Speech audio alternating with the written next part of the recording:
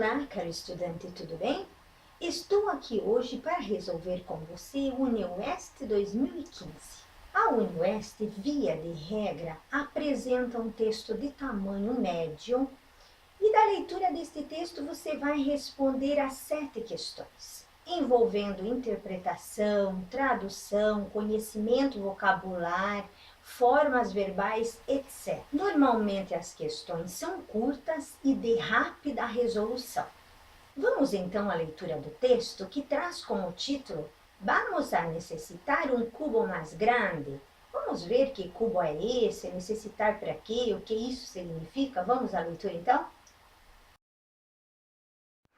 A questão 1 trata de tradução. Vamos ver o que pede? En el trecho vamos a necesitar un cubo más grande. La palabra en negrita puede traducirse al portugués por A, represa, B, gelo, C, plano, D, balde ou E, torneira. Veja que a questão está contida no título e o segundo parágrafo traz mais informações. Vamos ver? Hubo quien almacenó centenares de litros. Los cubos se convirtieron en objetos de deseo. Então, o que seria a tradução para essa palavrinha cubo? Onde as pessoas armazenam sua água? Normalmente é em baldes, né? Então, se você disse que a letra D está correta, ok, porque a tradução para cubo não pode ser represa, nem gelo, plano, muito menos torneira, e sim balde. Vamos à segunda questão. En la afirmación, más de 20 millones viven a la orilla de un río que matamos, en las dos primeras líneas, la polución del río se atribuye, letra A los habitantes de São Paulo, B, a los españoles, C, a todas las personas que viven en Brasil, D, a los gobernantes de São Paulo e E, al gobierno federal de Brasil. Então, vamos ver lá o iniciozinho do texto. São Paulo sin agua es una imagen fuerte. La ciudad extendida en la que más de 20 millones viven a la orilla de un río que matamos. Então veja que essa atribuição da morte do rio cabe a quem? Cabe aos habitantes de São Paulo, aos espanhóis, a todas as pessoas que vivem no Brasil, aos governantes de São Paulo ou ao governo federal do Brasil? Está muito claro no início do texto que está atribuída essa responsabilidade aos habitantes de São Paulo. Então, está correta a letra A. A terceira questão também trata de tradução. Vejamos. En el fragmento, más de 20 millones viven a la orilla de un río que matamos. La ciudad que se convirtió en un invernadero abarrotado de coches, líneas 1 y 2. Las palabras en negrita pueden ser traducidas respectivamente por. Então, essas duas palavrinhas aí em negrito, orilla e invernadero, elas podem ser traduzidas letra A por beira investimento, B, realidade poluentes, C, margem e estufa, D, negligências e engarrafamento, E, custa e caos. Veja que quem vive a la orilla de um rio, né, no caso aí 20 milhões de pessoas vivem a la orilla, essa orilla tem a ver então com próximo, beira, margem. Então, nós temos aí duas que nós já podemos escolher como uma possibilidade de acerto. Beira, investimento e margem, estufa.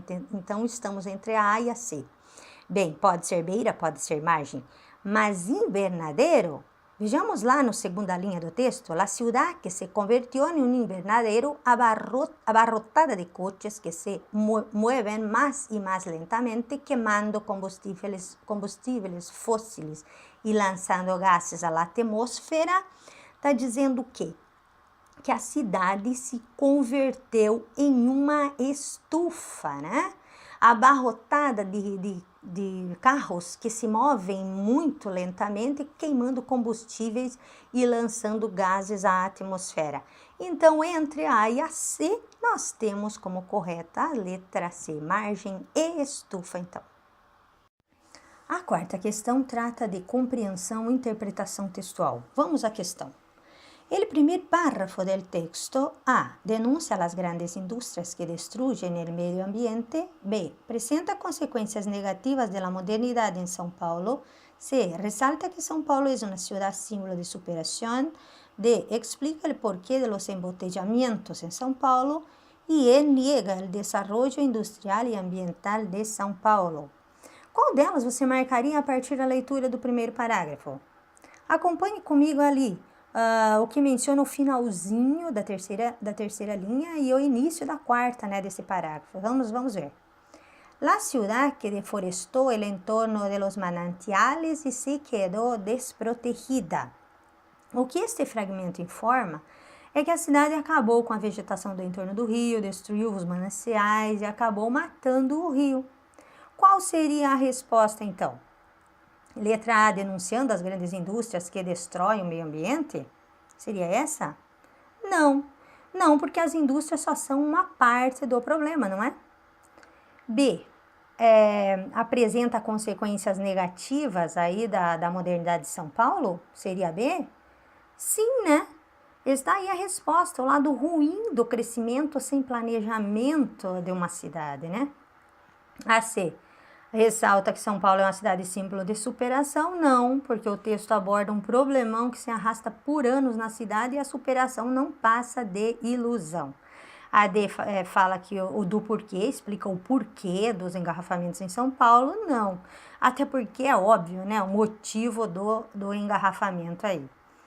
E, finalmente, a E está negando o desenvolvimento industrial e ambiental de São Paulo. Não nega o desenvolvimento, embora o texto informe que as fábricas, os carros, enfim, estejam velhos e com problemas, ok? Então, confirmando aí a letra B como resposta correta para a questão 4, que o primeiro parágrafo, então, apresenta consequências negativas da modernidade em São Paulo. Se a questão 4 tratou do problema da água vivido pelos paulistas, a questão 5 vai perguntar sobre a solução trazida pelo texto na resolução deste problema. Então, vejamos o que diz a questão. Según el texto, la solución para el problema del agua en São Paulo sería A. Ampliar la utilización de máquinas desde el inicio del año en São Paulo. B. Más botellas de agua a venta en las tiendas para que uno pueda comprárselas. C. Racionar los días de uso del agua lo máximo posible para ahorrar. Letra D. Recuperar el medio ambiente y el río que puede abastecer a la ciudad. Y E. Un buen político para gobernar el Estado y responsabilidad en el uso del agua. Então, vejamos que no texto, lá no final do segundo parágrafo e no final do terceiro parágrafo, nós teremos aí a solução apresentada para resolver esse problema da água em São Paulo. Vejamos. Necesitaríamos tener en el poder a un estadista, a una persona capaz de situar el interés público por encima de sus ambiciones electorales, a alguien que comprendiera la magnitud de lo que está en juego, a um político com uma visão do século XXI. Então, está dizendo que esta pessoa capaz de resolver o problema de São Paulo, ele deveria realmente ser um político interessado nesta questão social. E ao finalzinho do texto, vejamos lá. Gente que percibió que deberíamos haber comprendido desde siempre que no es posible consumir agua de este modo descuidado, como si los recursos fuesen infinitos, y que jamás deberíamos haber acostumbrado a abusos tales como utilizarse el agua potable para descargar la cisterna del baño o dejar escapar el agua sin crear sistemas de reutilización. Ciudadanos que saben que es necesario cambiar no por la emergencia, sino para sempre. Então, está muito claro ao finalzinho do texto a responsabilidade das pessoas que não usam como devem a água potável, né? Utilizam de maneira desperdiçando a água na descarga, deixa escapar esta água, ou seja, o texto traz essa solução que os cidadãos devem mudar seus hábitos, né? Não por essa emergência presente, mas sim para sempre. Aí eles não terão mais o problema da falta de água.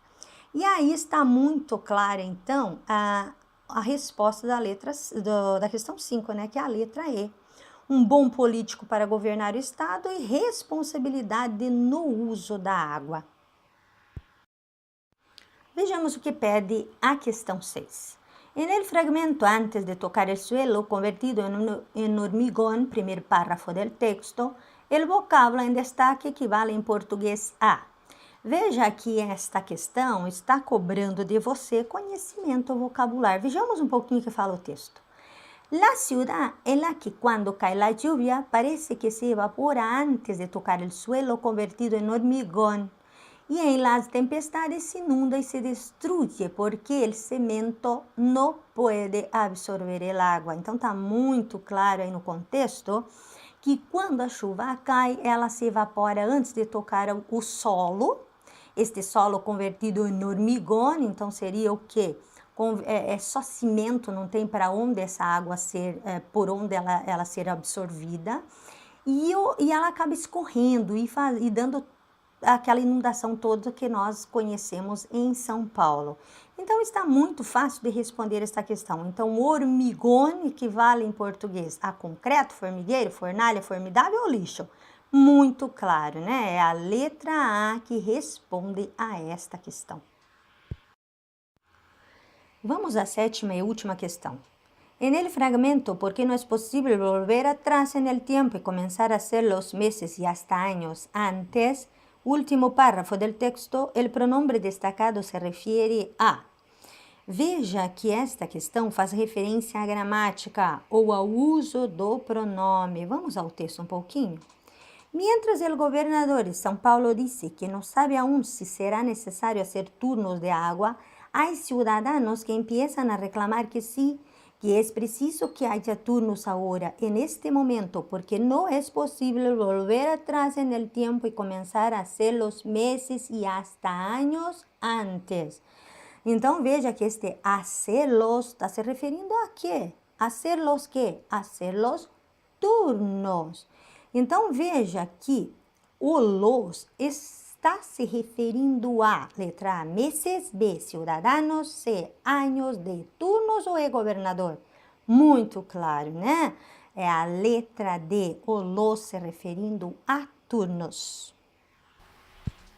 Chegamos ao final de mais um encontro. Espero que você tenha gostado. Qualquer dúvida, estou à disposição.